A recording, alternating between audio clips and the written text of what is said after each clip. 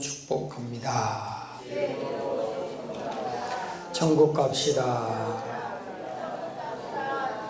천국에서 만납시다.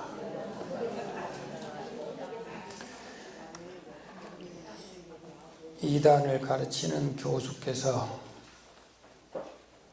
CBS에서 나오셔가지고 한국에 자칭 하나님이라고 하는 사람이 20여 명, 그리고 자칭 메시아라고 하는 사람이 50여 명 있답니다.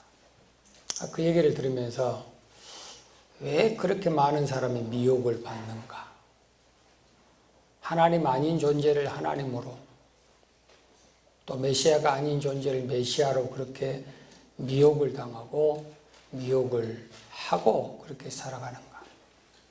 그 미혹의 중심에는 영생이라고 하는 단어가 들어있어요. 죽지 않는다. 나는 안 늙는다. 나는 영원히 산다. 이번에 서울에서 있었던 어느 교회 문제도 들춰나고 보니까 그 목사님이 나는 안 늙는다. 영생한다. 그렇게 가르쳤어요. 그런데 구속돼 가지고 카메라에 잡힌 얼굴은 흰머리가 무성한 얼굴이었어요. 그 전까지는 머리가 얼마나 까맣게 보이고 자기 머리는 안 휘어지고 육체도 노쇠 현상이 안 일어나고 안 늙은다, 안 죽는다, 그렇게 가르쳤어요.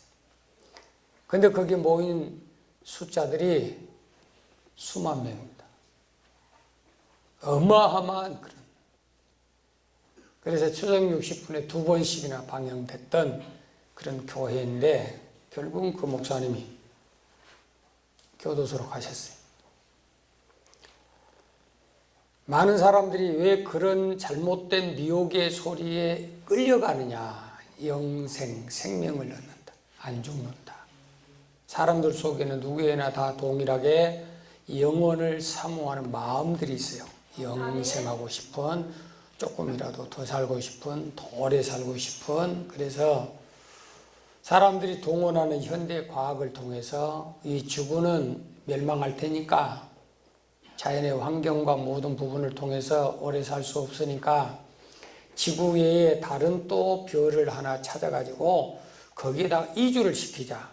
지금 이런 일들이 수없이 일어나고 있는 것을 볼 수가 있어요.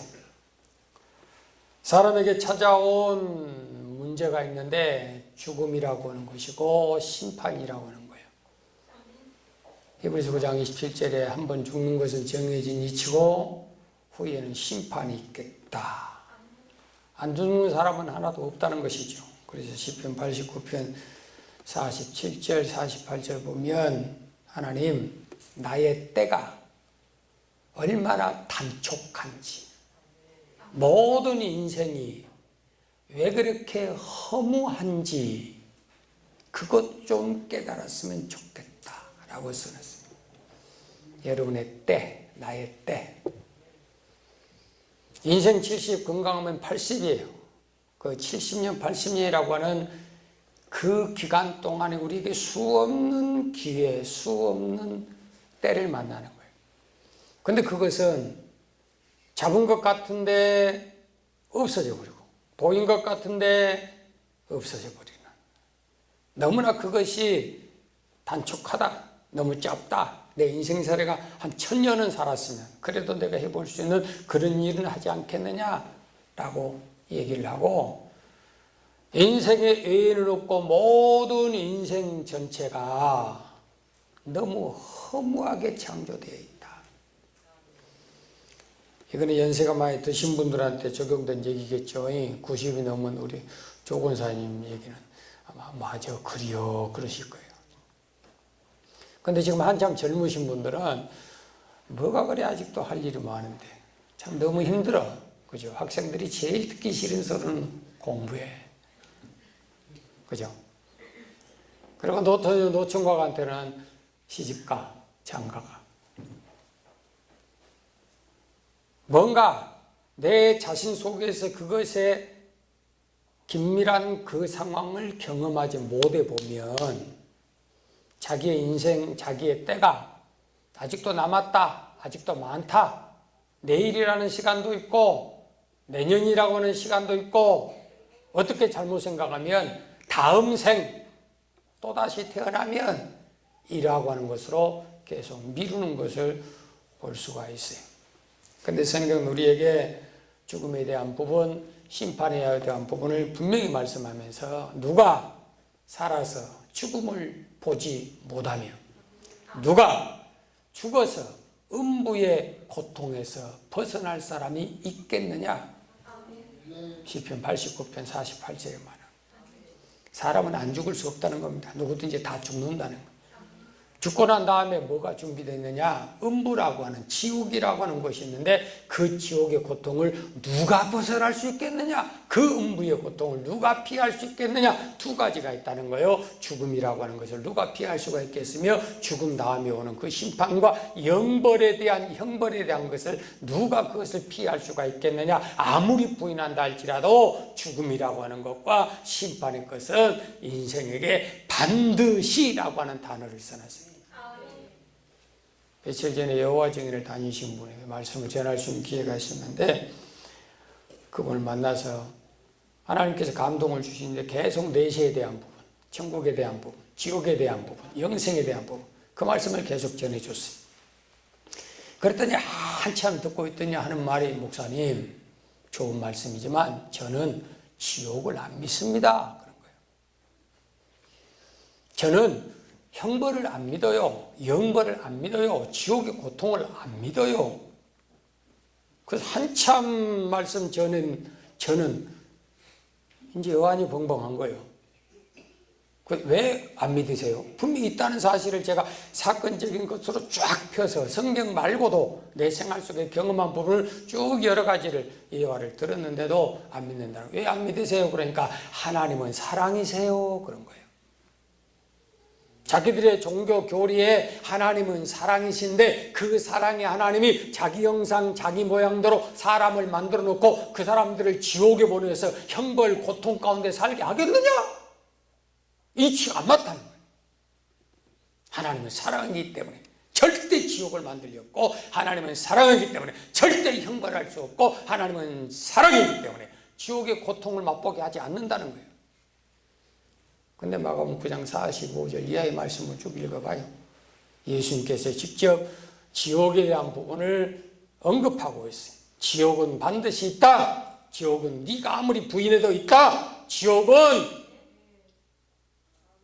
사람이 소금 치듯 하는 불구덩이 속이고, 지옥은 구더기도 벌레도 죽지 아니하는 영원한 형벌의 자리다. 차라리 네 온전한 몸으로 지옥 가는 것보다도 눈을 하나 뽑고 손을 하나 잘라내고 다리를 하나 끊어버릴지라도 천국 가는 것이 훨씬 복되다라고 예수님이 직접 가르치신 거예요. 예수님께서 뭐 하려고 이 땅에 오셨느냐? 자, 내가 너에게 온 것은 내가 천국이라고 하는 이 놀라운 선물, 이 아름다운 장소를 내가 너에게 소개하게 하기 위해서 왔다. 그래서 마태복음 4장 17절에 야, 천국 가자. 천국이 있어. 반대로 절대 지옥은 가면 안 된다. 그 음부의 권세가 얼마나 무서운 영원한 고통인가를 너희가 알아야 된다. 그래서 천국과 지옥에 대한 부분을 주님이 계속 말씀하고 3년 반 동안 가르쳤어요. 내가 온 목적이 뭔지 아냐? 내가 온 이유가 뭔지 아냐? 사람의 몸을 입고 온 이유가 뭔지 아냐? 내가 3년 반 동안 목이 찢어져라고 외치는 이유가 뭔지 아느냐? 제발 지옥 가지 말고 천국 가라고. 나는 제안한다. 천국 가라고. 예수님이 전한 복음의 핵심은 천국 복음이에요. 그 천국 복음은 우리 약한 것, 모든 병든 것, 모든 약한 것, 눌림받고 고통받는 그 모든 것에서 자유케 한다. 해방케 한다. 눌림에서 자유하게 한다. 그게 마태복음 4장 23절부터잖아요. 복음의 핵심이 그래요. 복음의 핵심이. 지옥 갈 영혼을 끌어서 천국 데려가는 거예요. 영원한 형벌을 받을 자를 영원한 상급으로 이끌어가는 거예요. 그런데 그 사람들은 안 믿는다는 거예요. 지옥을 안 믿는다는 거예요. 거기에 대한 답을 잠언 9장 18절 말씀을 전해드려요. 두 가지 예를 들어서, 세상에는 어리석은 자가 있는데, 미련한 자가 있는데, 아주 고집불통이 있는데, 그런 어리석은 자는 어떤 사람이 어리석은 자냐? 못 배워서, 못 가져서, 뭐가 좀 딸려서, IQ가 딸리고 DNA가 딸려서가 아니라 하나님께서 성경에 어리석은 자라고 기록하는 그 사람은 첫째, 자기 자신이 지옥 간다는 사실을 모르고 산 자들. 다시 말하면 그 사람들은 지옥이 없어. 뭐 그런 지옥이 있어. 죽어봤어? 가봤어? 라고 말하는 사람을 첫째, 어리석은 자다. 두 번째는 어떤 사람이 어리석은 자냐? 자기의 부모가, 자기의 형제가, 자기의 이웃이, 자기의 친구가, 자기의 자녀가 음부의 고통 가운데 있다는 사실을 모르고 산 자가 어리석은 자니라. 여러분 부모님 어디 가 계실까요? 여러분 할아버지 할머니 어디 계셔요? 여러분 작은아버지 작은어머니 고모 이모들 어디 가 계셔요? 여러분 형제들 친구들 어디 가 있어요? 여러분 자식들이 과연 어디 가 있어요? 그 사람들은 죽어 없어진 사람들. 이 땅에 없어요. 이 땅에 없는 사람들을 향해서 우리가 뭐라고 얘기할 수가 있을까요? 그런데 성경은 우리에게 점검해 보라는 거예요. 그래서 주님은 잔칫집에 가보지 말고 제발 초상집 가서 거기에서 지혜를 얻어라. 어떤 지혜를 얻느냐? 저 사람은 어떻게 살다가 어떻게 죽었는가? 저 사람의 삶은 어떤 삶을 살았는가? 죽을 때 어떻게 죽었는가? 그리고 또 중요한 것은 죽은 다음에 어디로 갔을까? 어느 곳으로 갔을까? 그것을 찾으라는 거예요.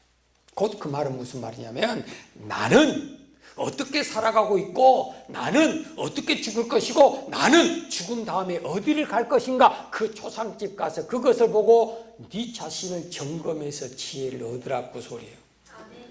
근데 초상집 가봐요. 나도 죽는다? 나도 언젠가 이런 상황이 된다? 라고 하는 의미를 가지고 간 사람들은 없어. 그 사람 참 안 됐어. 젊은 사람이 안 됐어. 어린 사람이 안 됐어. 그 사람 잘 나갔는데 안 됐어. 그렇게 건강했는데 안 됐어. 참 돈도 많았는데 안 됐어. 회장을 지금 몇십 년 하고 있는데 안 됐어. 이번에 누구도 죽으니까 참 그 사람 안 됐어. 그것이 내 모습인지를 모르는 거예요. 나하고 상황이 안 맞다는 거예요. 그 사람은 그 사람의 일이지 내 일이 아니라는 거예요. 그래서 주님은 초상집에 가봐라. 잔치집 가면 즐겨 노는 것밖에 모르니까 자기 인생의 내일길을 준비하지 못하니까 제발 초상집 가봐라. 초상집. 그래서 배워라 배워라 배워라. 그렇게 말씀하신 거예요. 그럼 인생에 부딪혀오는 이 두 가지 문제를 죽음이라는 것과 심판에 대한 문제를 어떻게 해결을 해야 될 것인가? 이 두 가지를 해결하는 것이 그것이 복음이고 이것이 바로 믿음이에요. 그것을 해결하지 못하는 것은 미혹하는 영이고 거기에 끌려가는 자들은 그 미혹하는 영의 끌림을 받는 자가 성경 그렇게 말씀하고 있잖아요. 요한일서 4장 6절 네가 누구 소리를 듣느냐? 누구의 음성을 듣느냐? 하나님의 음성을 듣는 사람은 하나님께 소속된 사람이지만 세상 소리를 듣기 좋아하는 사람들은 세상에 속한 자들이니라. 하나님께서 하나님의 말씀을 통해서 계속 말씀하세요. 들어라 들어라 깨달아라. 네가 선택해라. 선택한 그 결과도 네가 책임져야 된다. 주님 우리에게 계속 그것을 강조하고 또 강조하고 강조하는 거예요. 우리가 살아있는 날 동안에 죽음에 대한 문제, 죽은 다음에 그 다음에 생에 대한 문제, 그것을 어떻게 해결을 해요? 그래서 예수님께서 요한복음 11장 25, 26절에서 예수님이 자신 있게 고백을 하는 겁니다. 예수께서 가라사대 예수님께서 말씀하시기를 나는 부활이요 생명이니. 이게 무슨 소리야? 죽음이란 것이 있고 죽으면 인생 끝나버린다고 그렇게 생각했는데 예수님께서 오셔서 놀라운 나하고 다른 소리를 지금 선포하는 거예요. 나는 부활이요 생명이다. 예수 믿는 사람에게는 부활이라는 것이 있고 생명이라는 단어가 있다는 거예요. 부활이라는 단어가 있다는 거예요. 세상에 어떤 종교도 부활이라는 단어는 없어요. 왜? 부활이라는 의미를 모르고 그것을 경험한 사람이 하나도 없기 때문에 그래요. 그런데 기독교는 부활의 신앙, 부활의 종교다. 어떻게 해서 그것을 자신 있게 얘기하느냐? 예수님이 직접 말씀하기를 나는 부활이다. 나를 믿는 자는 죽어도 살겠고 살아서 믿는 자 영원히 죽지 아니하리라. 이게 죽음에 대한 심판에 대한 그 모든 문제를 한 방에 끝내버린 거예요.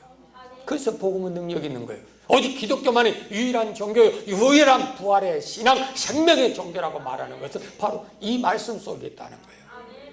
그러면 방금도 얘기했잖아요. 한국에 자칭 메시아, 자기가 그리스도, 자기가 세상의 구주, 자기를 믿으면 안 늙어, 자기를 믿으면 안 죽어, 자기를 믿으면 영생해, 그렇게 가르쳤던 박모 씨나 문모 씨나 지금 이제 장차 죽을 그 사람들이나, 왜 그 사람들이 세상의 구주가 메시아가 못된 줄 아세요? 다 죽어서 못 일어났어요. 다 썩어 문드러졌어요. 또 안 죽는다고 말하는 그 사람들, 이제 내일 모레 금방 죽을 거예요. 그럼 다시 산가 보세요. 만약에 부활이라고 하는 죽은 사람이 다시 살아나는 그 길이 있다면 진시 왕조도 지금까지 살아 있어야 되고, 김일성 동문과 그 사람도 살아 있어야 돼요. 나는 120년 살 겁니다. 난 150년 살 겁니다. 산속에 가서 사는 사람이 자기 가족도 부인도 다 버리고 들어가가지고 혼자 산속에서 살아. 들어간 지가 40대에 들어갔다고. 40대. 한참 일해야 될 때. 자기 부인도 가진 것도 다 버려버려. 거기에서 땅 파먹고, 거기에서 막 뭘 파먹고, 막 깨 뜯어먹고, 얼마나 보기 좋게 보여요. 그렇죠? 세상과 다 끊어버리고, 염려, 걱정, 근심 내려놓고 좋은 거 먹고 공기 좋은 거 쐬고 그렇게 살면 건강하겠다, 오래 살겠다. 그래서 산속에 들어가서 살았대. 그 사람이 하는 말이, 나는 150년은 살아야 돼, 그러더라고. 그러니까 자기가 산속에 들어간 이유는 뭐예요? 오래 건강하게 잘 살고 싶어서 그리 간 거예요. 사랑하는 여러분, 여러분에게 한 가지 힌트를 드릴게요. 나이 드시고 몸 못 쓰고 몸 병들고 약해지거든. 도시로 오세요. 멀리 가지 말고. 산속에서 앓다가 죽어보면 아무도 몰라. 멧돼지들이 와서 뜯어먹어버려요. 세 사람 교회 가까이 오시면 병원들이 수도 없이 많아요. 조금만 몸이 이상하면 금방 갔다 와. 그래서 전대, 의대, 병원 그 주위에 집값이 엄청 비싸다요. 노인들이 그리 다 모이니까. 세 사람 교회 근처는 얼마나 많은가 몰라. 이 옆에 있는 병원 보세요. 다 이러고 와가지고 우리 세 사람 교회 오잖아요. 은혜 받고 나서 부활의 생명을 경험하고 또 돌아가서 막 춤을 추고 난리거든. 사랑하는 여러분, 왜 예수만 부활의 생명이라고 그렇게 말할 수가 있느냐? 사도행전 2장 31절에 두 가지 부분을 우리에게 말씀하는데, 첫째는 그는 육체가 썩지 아니하고, 죽은 사람이 육체가 썩지 아니하고, 두 번째, 그 육체로 음부의 고통에 빠지지 않게 되는 유일무이한 역사적인 사건 속에서 유일무이한 사건이 바로 그리스도의 부활의 사건이다라고 베드로를 통해서 무기치지라고 외치는 거예요. 자, 봐라. 왜 예수님만 부활이요 생명이냐라고 하는 증거를 하면서, 그는 십자가에 죽었다, 3일 만에 무덤 속에 묻어버렸다, 그런데 사흘 만에 다시 살아나셨다 라고 하는 것을 증명하는데, 그걸 어떻게 증명하느냐? 그는 죽었으나 그 육체가 썩임을 당하지 않고, 그 말은 안 죽었다는 소리가 아니라 사람은 죽으면 땅속에 묻어서 흙에서 왔으니 흙으로 돌아가 버려. 그런데 주님은 죽었는데 사흘 만에 그 육체가 땅속에 영원히 썩어버린 것이 아니라 다시 살아나셨다는 겁니다. 그것이 첫 번째 부활이요 생명의 첫 번째 증거예요. 두 번째, 다시 살아났어요. 또 죽어보면 뭐예요? 영원히 사는 거예요. 예수님께서 그래서 나는 부활이요 생명이다. 내 영혼이, 내 육체가 음부의 그 썩어짐 속에, 고통 속에 던져지지 아니하고 그 음부의 권세를 이기고 사망의 권세를 이기고 저주의 권세를 이기고 부활하셨으니 바로 그분만이 부활이요 생명이니라. 로마서 1장 4절을 통해서 성결의 영어로서는 그가 하나님의 아들이 되신 이유, 오직 예수만 하나님의 아들이신 이유, 오직 예수 믿어야만 부활이요 생명의 은혜를 얻을 수 있는 이유가 어디가 있느냐? 그는 죽은 자 가운데서 다시 살아나서 하나님의 아들로 인정받았기 되셨느니라. 그러니까 지금까지 지구상에 나타난 많은 자칭 하나님, 자칭 메시아라고 하는 사람들은 틀렸다는 거예요. 왜 틀렸다는 거예요? 죽은 자 가운데서 일어난 적이 없어. 죽은 자 가운데서 영원히 산 사람이 한 명도 없다는 거예요. 그러나 예수님만이 죽은 자 가운데서 그래서 십자가에 세 사람을 죽였고 그 두 사람은 흙에서 왔으니 썩어 없어졌고 오직 유일하신 예수님만 죽은 자 가운데서 다시 살아나심으로 이분만 하나님의 아들 그리스도인 것이 증명되셨느니라. 더욱 놀라운 것은 원래 그 말씀에 고린도 15장 20절 앞에 말씀 가보시면 그러나 이제 그리스도께서 죽은 자 가운데서 다시 살아 잠자는 자들의 첫 열매가 되셨도다. 그리스도의 부활하심은 그리스도가 사흘 만에 다시 살아나신 것은 잠자는 자들의 첫 열매다. 성경은 성도들에게 당하는 죽음을 사망이라고 얘기하지 않아요. 세상은 사망이요, 죽어서 망해버렸어. 그러나 기독교는 우리는 소천이라고 그래. 하나님이 불러가셨어. 내 영혼은 불러가시고 육체는 땅에 묻을지라도 잠시 잠깐 후에 천사장의 나팔과 호령 소리가 나면 잠자는 자들이 다 일어날 것이고 우리도 호련히 변하리라. 그 다음 말씀 52절 말씀부터 기록하는 거예요. 나팔 소리가 나매 죽은 자들이 썩지 아니할 것으로 다시 살고 우리도 변화하리라. 죽은 자가 일어나고 살아있는 자는 그대로 들림받아서 영원히 죽지 아니하리라. 그것이 부활이에요. 이런 부활의 신앙이 어디 갔냐고요. 더 나아가서 오늘 본문의 말씀을 보면 42절부터 죽은 자의 부활도 이와 같으니 그리스도께서 죽은 자 가운데 첫 열매가 되셨어요. 그러면 그리스도 안에 있는 모든 자들은 그리스도의 부활하심과 똑같은 과정을 경험하게 될 것입니다. 이것이 우리의 믿음이에요. 그리스도께서 왜 우리를 위해서 십자가에 지시고 3일 동안 장사신에 섰다가 부활하셔서 하나님 보좌 우편에 앉아 계시는가? 우리가 따라가서 앉아야 될 그 자리를 미리 먼저 보여주셔서 그분은 첫 번째예요. 그 다음에 누가 두 번째예요? 우리 먼저 죽은 사람들. 세 번째는 누구예요? 여기 살아있는 저와 여러분. 순서적으로 간다는 거예요. 주님의 부활하심에 동참할 수 있도록 그렇게 만들어주면서 그러면 죽은 자의 부활이 어떤 특징을 가지고 있느냐? 여기에 네 가지의 부분으로 말씀합니다. 42절 시작. 죽은 자의 부활도 이와 같으니 썩을 것으로 심고 썩지 아니할 것으로 다시 살며. 아멘. 썩을 것으로 심고. 세상 것은 다 뭐예요? 육신대로 사는 것은 다 썩을 거예요. 육신으로 심는 것들은 다 썩을 것으로 거둘 것이요 라고 말씀했어요. 그러니까 이 세상의 모든 것들이 뭔가 안전하고 뭔가 영원하고 뭔가 우리에게 안전한 그 부분으로 채워주겠다고 생각하지만 그 모든 세상 것은 다 썩을 것이다. 썩을 것. 그런데 중요한 게 있어요. 썩을 것으로 심었는데 썩을 것으로 살았는데 그러나 부활할 때에는 썩지 아니할 것으로 다시 살며 이 말씀에 초점을 맞추세요. 현세의 생활과 내세의 생활은 연결되며 그 소리예요. 죽었으니까 다시 살아서 영원히 산다는 소리가 아니에요. 여러분, 여기서 기독교가 잘못된 착각 속에 빠지는 거예요. 여러분, 어떻게 살든지 죽어서 천국 가면 됩니다. 믿기만 하면 누구든지 죽으면 천국 갑니다. 세상은 아무리 그래서도 천국 갑니다. 천만의 말씀이에요. 천국은 내 속에 있는 거예요. 요한 17장 21절에 천국은 저기 있다 여기 있다 여기 있다 저기 있다 따지지 마라. 천국은 너희 안에 있느니라. 네 마음에 있느니라.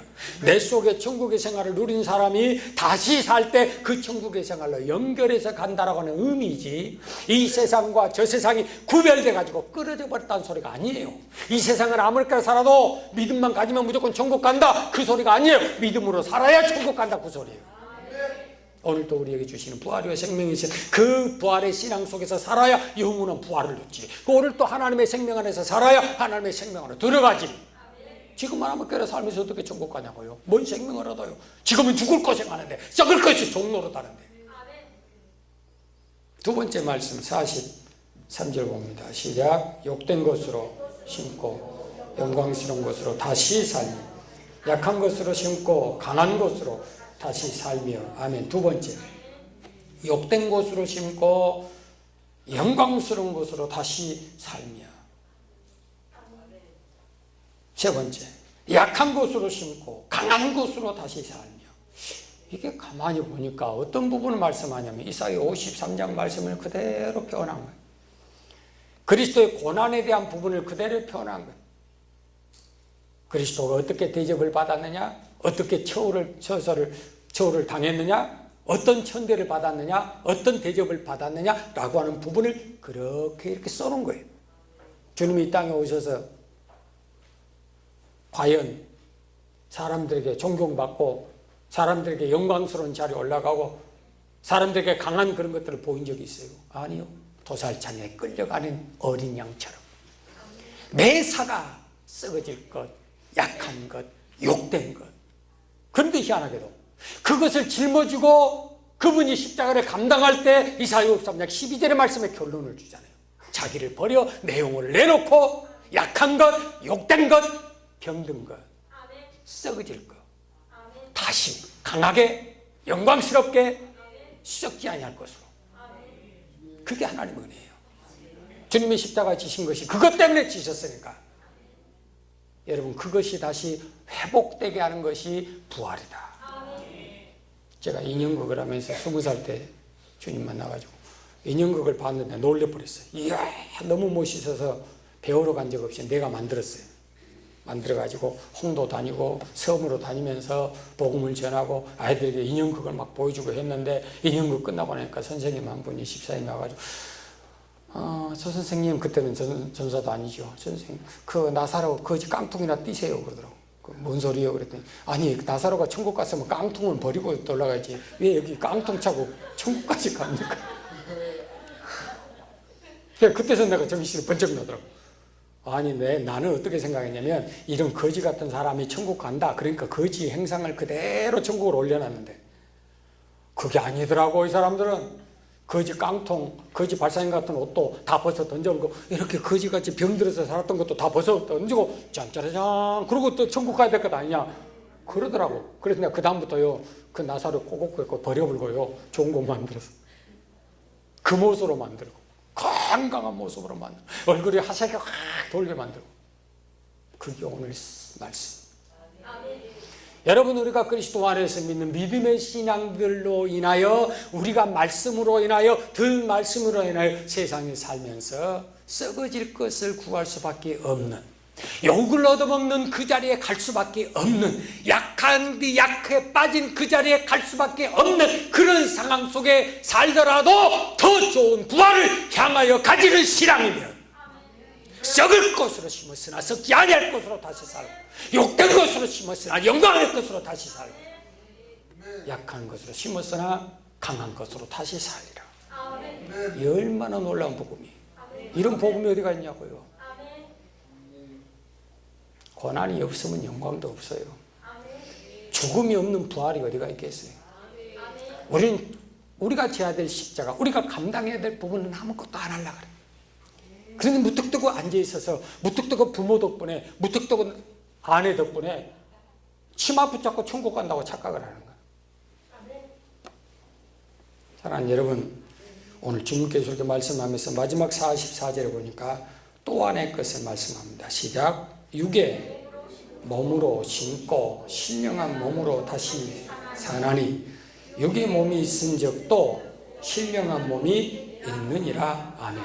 육의 몸으로 심고 신령한 몸으로 다시 살며. 여기 단어의 공통적인 단어가 다시 영산포 밑이 아니고 다시 그 말이 뭔 말이에요? 약한 것을 회복해서 썩은 것을 회복해서 병든 것을 회복해서 이 세상 것을 회복해서 육신의 것을 회복해서 신령한 영원한 것으로 바꿔주리라. 그걸 우리가 어떻게 믿어요? 그걸 어떻게 믿냐고요? 목사 말은 쉽잖아요.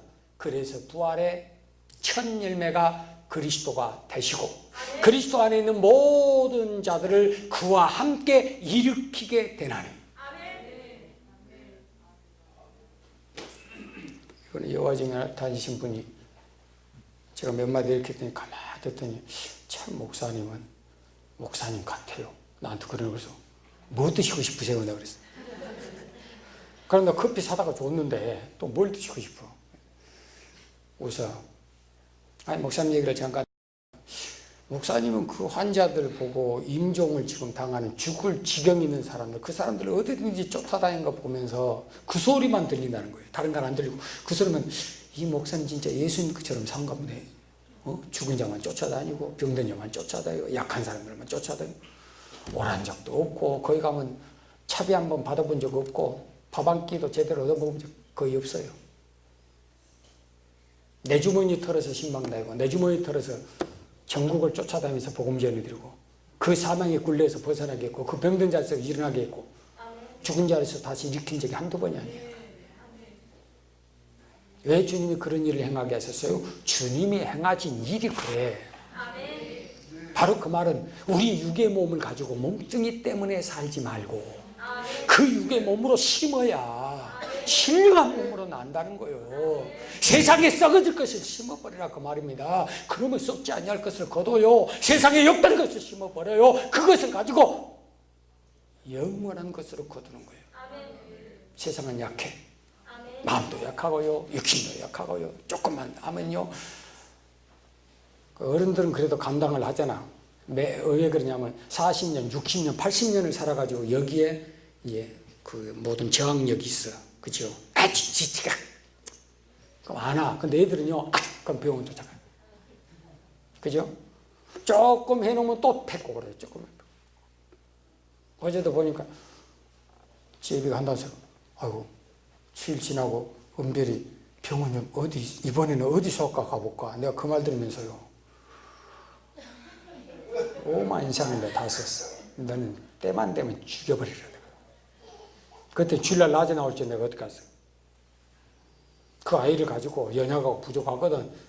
하나님 앞에 데리고 와서 무릎 꿇고 기도해야 될 거 아니야. 네 엄마는 그렇게 키웠어. 애들 내 키우면서. 병원 들어간 적 거의 없어.